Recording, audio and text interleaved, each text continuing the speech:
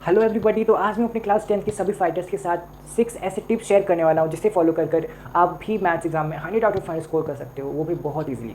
तो video start करने से पहले एक छोटा सा इंट्रो कि मैं कौन हूँ। मैं हूँ देवाशीष कश्यप और मैंने अपने क्लास 10 एग्जाम्स में 97.2% हासिल किया और मैं अपने स्कूल का फर्स्ट और अपने डिस्ट्रिक्ट का 4th रैंक होल्डर रहा हूँ।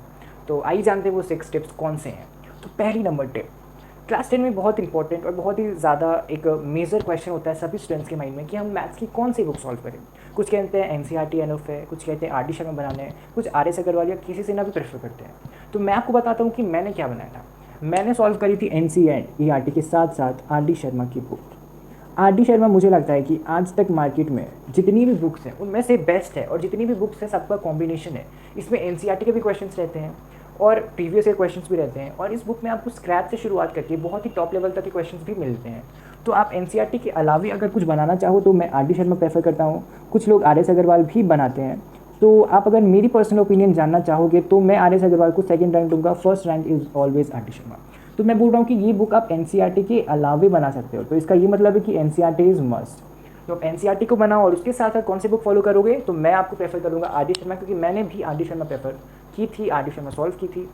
ये हुई पहली टिप। आई जानते हैं दूसरी टिप। तो दूसरी नंबर टिप ये है गाइस कि आपको ये दोनों बुक्स बनानी तो है, पर कैसे बनानी है। तो मैं आपको बोलता हूँ कि always mark the important questions. Mark important questions. Important question mark करना इसलिए ज़रूरी होता है कि जब आपके एग्जाम्स बहुत नज़दीक होंगे तो आपके पास डेफिनेटली उतना टाइम नहीं होगा कि आप पूरी बुक का रिवीजन करो। तो अगर आप जब बना रहे हो तो अगर आप टफ क्वेश्चंस को या यूँ कहूँ कि जो क्वेश्चंस जो आपको लगता है बहुत इंपॉर्टेंट है उसे अगर आप मार्क नहीं करोगे तो आपको एंड मोमेंट में बहुत ज़्यादा प्रॉब्लम होगी। तो always mark the important questions. मैं एनसीईआरटी और आर डी शर्मा दोनों क्वेश्चंस जो भी मुझे टफ लगता था या मुझे लगता था कि मुझे इसे एक और बार बनाने की ज़रूरत है या एग्जाम पॉइंट ऑफ व्यू से बहुत इंपॉर्टेंट क्वेश्चन है, तो मैं उसे ज़रूर मार्क करता था। और एट लास्ट जब आपके बोर्ड एग्जाम्स में आपके पास 5 या 3 डेज़ का गैप होगा तो आप सिर्फ उन्हीं क्वेश्चन को रिवाइज करना और ये बेस्ट होगा। तो आइए जानते हैं third number tip. Third number tip ऐसी है जो एक एवरेज स्टूडेंट को टॉपर बनाती है। वो क्या है? वो है सैम्पल पेपर्स। अगर आप सैम्पल पेपर सॉल्व किए बिना जाओगे, अगर आप सैम्पल पेपर सॉल्व किए बिना जाओगे तो अगर आप 100% का पोटेंशियल भी रखते हो तो you will not be able to score 100%। इसका कारण क्या होता है कि अगर आप सैम्पल पेपर्स बनाते हो तो एग्ज़ाम के पहले एक तो आपको एग्जाम वाली फील आ जाएगी, दूसरी टाइम मैनेजमेंट बहुत ज़रूरी है। क्योंकि आप और आपके जितने भी कॉम्पिटिटर्स हैं उनमें डिफरेंस क्या होता है। उन्होंने भी आर डी शर्मा लगा ली, उन्होंने भी एनसीईआरटी बना ली, तो डिफरेंस कहाँ आता है? डिफरेंस आता है वो कितनी अच्छे से 3 घंटे में उसे प्रेजेंट करते हैं।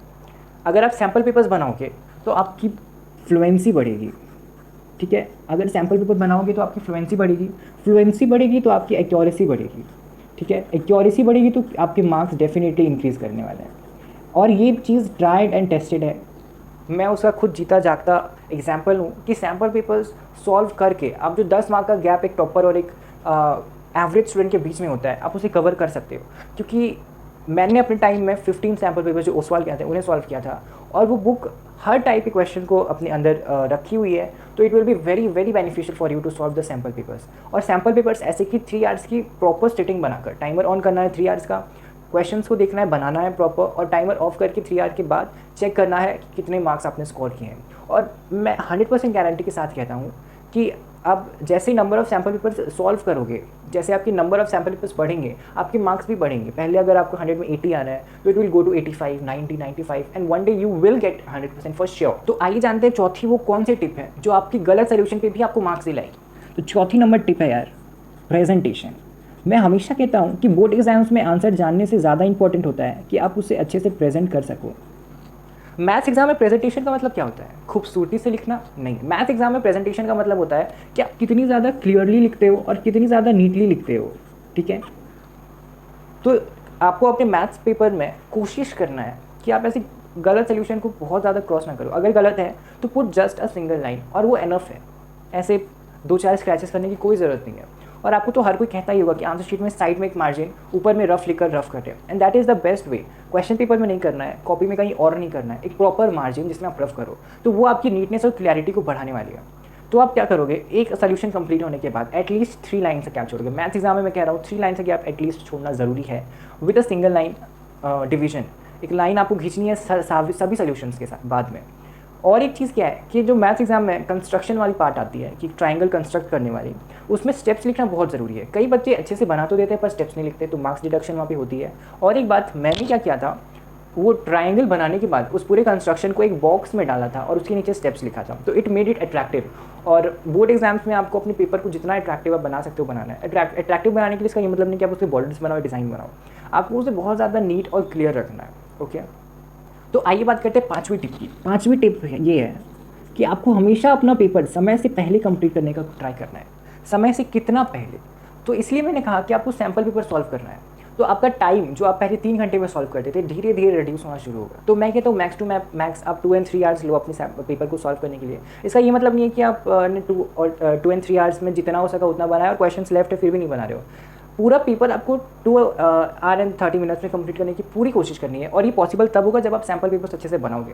तो always complete your paper at least 30 minutes before paper submission, ताकि उन 30 minutes में आप पूरी कॉपी का एनालिसिस करो, कैलकुलेशंस चेक करो, क्योंकि कैलकुलेशंस बहुत इंपॉर्टेंट होते हैं। क्योंकि वो ही आपको लगता है कि आपने ऐड तो सही करा होगा, मल्टीप्लाई सही करा होगा, पर कहीं ना कहीं वो ही बहुत ज़्यादा मार्क्स ऐसे रिड्यूस करा देती है। तो always take at least 30 minutes to check your answers before submitting your copy, और उन्हीं 30 minutes में आप लाइन भी खींच सकते हो 2 सॉल्यूशंस के बीच में। तो आइए जानते हैं 6th टिप।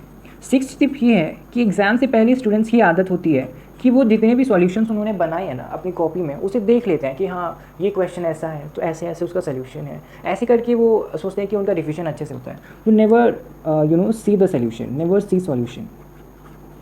इसका ये मतलब है कि अगर आपके पास एक दिन का भी समय है और अगर आप सोच रहे हो कि आप सारी सॉल्यूशंस को देख लोगे तो आपका रिवीजन हो जाएगा, तो ये बिल्कुल नहीं होगा, बिल्कुल मत करना। मैंने ऐसा किया था और मुझे बहुत ज़्यादा कन्फ्यूजन एग्जाम के टाइम में हो गई थी कि कौन सी क्वेश्चन का सोल्यूशन कैसे मैंने किया था। तो आपको कैसे रिवीजन करना है, तो आपको सबसे पहले अपनी कॉन्सेप्ट को रिवाइज करना है कि एक प्रॉब्लम आप कौन से कॉन्सेप्ट से सॉल्व कर रहे हो, वो रिवीजन करना बहुत ज़रूरी है। अगर आपके पास एक दिन का भी समय है, या फिर छोड़ो अगर आज आपका कोई पेपर था और कल मैथ्स का पेपर है, बस इवनिंग तक का ही टाइम है, तो सीधा concept first, not the solution of the question.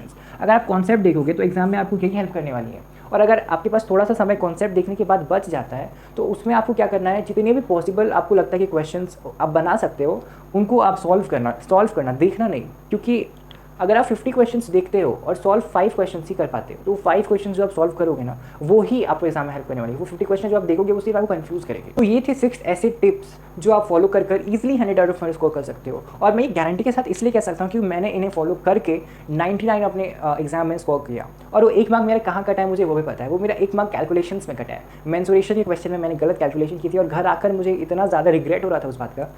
तो वो 1 मार्क मेरे ख्याल से मेरा वहीं कटा है, and I score 99 out of 100। और मैं आपको ये सब सजेस्ट कर रहा हूँ to score 100 out of 100, and you can. अपने पर विश्वास रखना बहुत ज़रूरी है। सो ये थी मैथ्स की, ये इस सीरीज़ की 2nd वीडियो थी। 3rd वीडियो भी आने वाली है, तो आप कमेंट सेक्शन में मुझे बताना कि कौन से सब्जेक्ट की आप देखना चाहते हो, सोशल, हिंदी, इंग्लिश, कौन सी। So stay tuned with me.